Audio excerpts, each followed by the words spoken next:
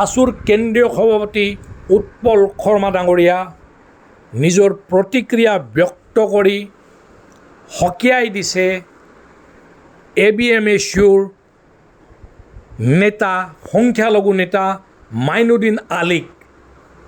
উল্লেখ্য যে মাইনুদ্দিনে কৈছিলে যে লোকপিয়লত আমি মাতৃভাষাটো অসমীয়া নেলিখোঁ যদি তেন্তে অসমীয়া ভাষা আৰু অসমীয়া জাতি সংখ্যালঘু হৈ যাব।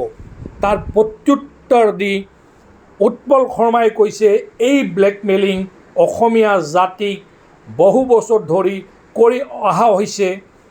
জাতি মাটিৰ লগত সম্পৰ্ক নথকা সংগঠনে ভাষাক লৈ এই উদ্ধতালি নকৰিব। তেওঁ সকীয়াই দিছে যে জাতি মাটি লৈ আৰু ভাষাক লৈ কোনো ধৰণৰ উদ্ধতালি সহ্য কৰা নহ'ব। তেওঁ সকীয়াই দিছে যে অসমীয়া জাতিক মিয়াৰ ছাপোৰ্ট নালাগে। মিয়া বাংলাদেশী মিয়া ছাপোৰ্ট অবিহনে অসমীয়া জাতি জীয়াই আছিলে আৰু গৌৰৱৰে জীয়াই থাকিব।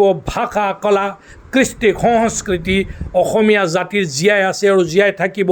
তাৰ বাবে কিন্তু মিয়াৰ প্ৰয়োজন নহয় আৰু এই ব্লেকমেইলিং এতিয়া আমি চলিব নিদিওঁ সকীয়াই দিছে উৎপল শৰ্মা ডাঙৰীয়া আৰু একেবাৰে স্পষ্ট কৰি দিছে।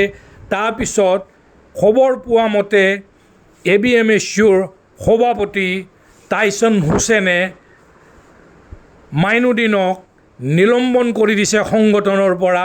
অসমীয়া ভাষাক লৈ তেওঁ যি মন্তব্য কৰিছে, তেওঁ যি বিতৰ্কিত মন্তব্য কৰিছে, তাৰপিছত তেওঁ সংগঠনৰ পৰা নিলম্বন কৰি দিয়া হৈছে।